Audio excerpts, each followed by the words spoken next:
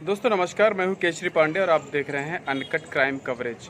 Friends, आप notice करते होंगे कि हर माँ बाप के लिए उनके बच्चों की ज़िंदगी ज़्यादा से ज़्यादा बेहतर करना एक सपना होता है। माँ बाप भूखे सो जाते हैं, अपने शौक़ को नज़रअंदाज कर देते हैं, लेकिन कभी अपने बच्चों के शौक़ से खिलवाड़ नहीं करते।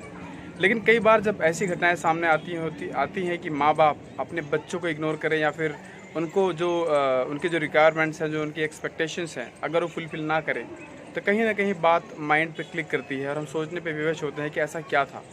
ऐसी ही जो सच घटना मैं आपको बताने जा रहा हूँ, ये रुद्रप्रयाग की है। जी हाँ दोस्तों, रुद्रप्रयाग में एक ऐसी घटना होती है जहाँ पे कि एक माँ के सामने उसकी एक बेटी की जान निकल रही होती है। बेटी मौत को अपने सामने खड़ी देखती है, लेकिन माँ बिल्कुल एक्शन नहीं लेती।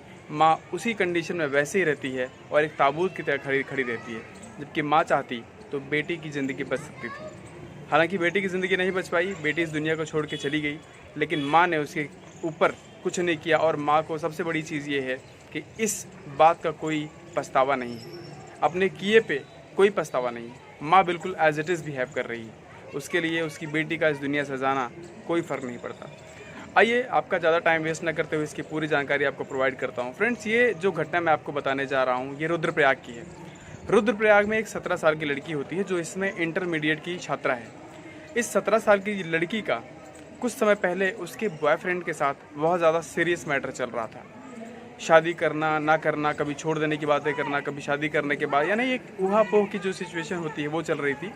और इस ऊहापोह की सिचुएशन में लड़की की माँ अपने लड़की की बॉयफ्रेंड से बोलती है कि तुम अगर मेरी बेटी से शादी नहीं करते हो तो मैं तुम्हें पुलिस से अरेस्ट करवाऊँगी और तुम्हें जेल के पीछे भेजने वाली हूँ।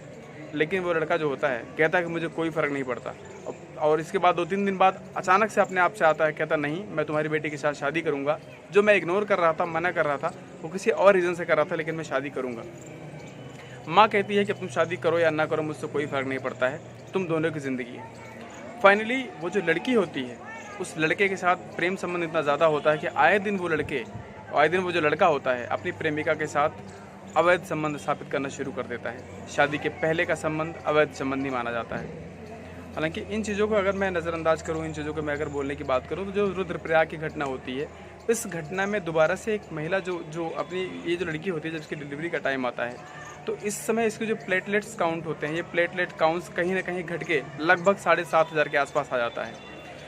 हॉस्पिटल प्रशासन बोलता है कि अपनी लड़की को किसी अच्छे हॉस्पिटल में एडमिट कराओ, इसकी जान जा सकती है। माँ के पास पैसे होते हुए भी बोलती है कि इसका इलाज इसी हॉस्पिटल में होना है। और इस हॉस्पिटल में होने के बावजूद भी अगर आपको कोई और सपोर्ट चाहिए, अगर आपको कुछ और चाहिए तो आप बता सकते हो, लेकिन इसी में करवाना। जबकि डॉक्टर्स और हॉस्पिटल का जो हेड ऑफ इंचार्ज होता है वो दोबारा से आता है और बोलता है कि नहीं, सिचुएशन बहुत ज़्यादा क्रिटिकल हो चुकी है, आपकी बेटी को ट्रांसफ़र करना पड़ेगा वरना इसकी जान जा सकती है। इसके बावजूद भी माँ ने कहा नहीं, मेरी ज़िद है कि इसका इलाज यहीं होना है, जिए तो जिए, मरे तो मरे। अब इसके पीछे की कहानी अगर आप नोटिस करेंगे तो शायद माँ के मन में एक डिससेटिस्फैक्शन रहा हो अपनी बेटी के लिए, लेकिन कैसा भी डिससेटिस्फैक्शन क्यों ना हो, लेकिन अगर बेटी अपने और जो बेटी होती है उसकी 7,500 से प्लेटलेट डाउन होकर 4,000 होती हैं और उसको जो डिलीवरी होती है, जो उसका पहले वाला प्रेमी था उसके थ्रू, तो वो माँ और बेटी दोनों इस दुनिया से रुखसत कर जाती हैं, दोनों की जान निकल जाती है और दोनों अब इस दुनिया में नहीं है। लेकिन जब पुलिस ने इस चीज़ को इन्वेस्टिगेट करने की कोशिश की तो सारी की सारी जिम्मेदारी जो होती है तो वो माँ पे डाल दी जाती है। और कहीं ना कहीं इसमें जिला प्रशासन की या फिर हॉस्पिटल प्रशासन की भी गलती मानी जाएगी। रीज़न ये है कि उन्होंने माँ की जिद के आगे अपने घुटने क्यों टेके। एक नवजात शिशु जो कि तुरंत पैदा भी नहीं हुआ था, उसके पेट में ही वो शायद पैदा हो गया था, पैदा होने के बाद भी वो भी मर जाता है और उसकी माँ जो कि 17 साल की नाबालिग लड़की थी वो भी मर जाती है। आप नोटिस करेंगे इस तरीके की मेंटेलिटी लोग कैरी कर रहे हैं। लोग कितने कैजुअल हो गए हैं, जिनको अपने बच्चों के ऊपर भी कोई फ़र्क नहीं पड़ता है, चाहे बच्चा जिए चाहे बच्चा मरे। अगर आपके पास ऐसी कोई सिचुएशन है जहाँ पे किसी को सहारे की ज़रूरत है, उनके पास पैसा नहीं हो या फिर इस तरीके की बात, आप चाहे छोटी सी मदद क्यों ना कर सकते हो, मदद ज़रूर करने की कोशिश कीजिएगा। अगर मदद नहीं कर सकते तो एटलीस्ट अपने हायर अथॉरिटीज़ को इन्फॉर्म ज़रूर कीजिएगा, शायद उनकी मदद हो पाए। आशा करता हूँ वीडियो आपको ज़रूर इन्फॉर्मेटिव लगी होगी। देखने के लिए धन्यवाद। सब्सक्राइब करके सपोर्ट कीजिए। जय हिंद।